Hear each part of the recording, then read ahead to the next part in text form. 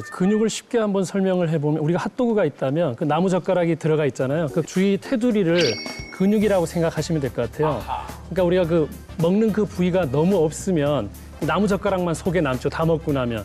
그러니까 뼈를 둘러싸고 있는 그 양이 얼마나 되느냐에 따라서 우리가 풍성해 보이기도 하고 보호 역할도 하고 지지 역할을 하는데 근육은 그 당 대사를 하거든요. 그래서 혹시 당뇨가 있는 환자라도 근육이 많은 사람들은 당뇨 때문에 문제되지 않아요. 그러니까 반드시 근육량이 있는 사람들은 여러 가지가 좋은데 피가 흘러가는 게 있더라도 이걸 짜주고 빨리 보내고 이 심혈관계에 도움을 주려면 근육량이 충분한 사람은 이 대사를 제대로 하게끔 만들 거고 그게 없는 사람은 느린 대사 형태가 되기 때문에 노폐물이 걸러낼 기회도 많이 없는 거거든요. 그러니까 조그만 병들을 갖고 있다고 하더라도 이런 여러 가지 근육만 잘 키우고 있으면 특히 엉덩이 근육을 잘 키운다면 엉덩이하고 하체 근육이 거의 많은 근육 중에 대부분을 차지하고 있기 때문에 여러 예방을 할 수 있는 그런 조건이 또 될 수 있다 이렇게 생각합니다. 박상용 원장께서는 어떻게 생각하세요? 저는 뭐 이제 한마디로 딱 얘기하면 엉덩이 근육 관리가 곧 수명의 관리다. 예, 라고까지 저는 얘기할 수 있을 것 같은데요. 이게 이 자료에 따르면요, 2014년도 그 분당 서울대병원 자료를 보면은요, 그 노인들을 대상으로 했을 때 근육 감소가 있는 노인들의 경우에는 그렇지 않은 노인들에 비해서 무려 사망률이 한 3배 정도 높았다. 네, 이런 연구 결과가 있습니다. 그러니까 그만큼 우리 몸에서 이제 근육이 중요하다는 건데 수명과 관련해서 우리 몸에 있는 근육 중에서 가장 큰 근육이 대표적인 근육이 또 엉덩이 근육이에요.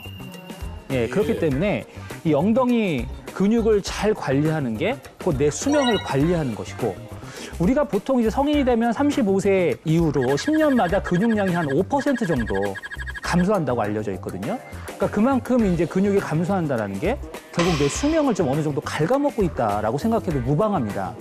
그게 뭐 여러 가지 요인이 있지만 어떤 호르몬의 변화 그리고 특히나 현대인들의 자식 생활이 증가하는 거 이런 것들이 근육 감소를 일으키고 결국 수명을 갉아먹고 있다. 저는 이렇게 말할 수 있을 것 같습니다.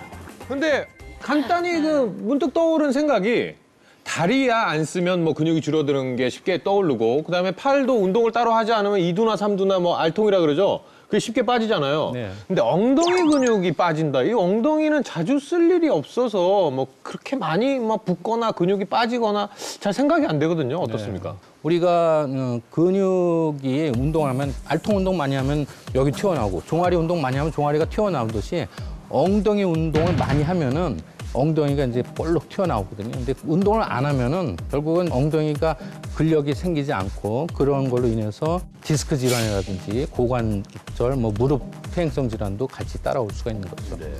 이게 고관절 질환 같은 경우는 우리가 뭐 엉덩이 살 빠져갖고 넘어졌는데 골절이 일어나면은 그걸로 인해서 30% 이상에서 사망과 직접적으로 연결이 될 수 있거든요. 아니, 엉덩이 근육 때문에 이게 사망에까지 이를 수 있다. 박상용 원장님, 네.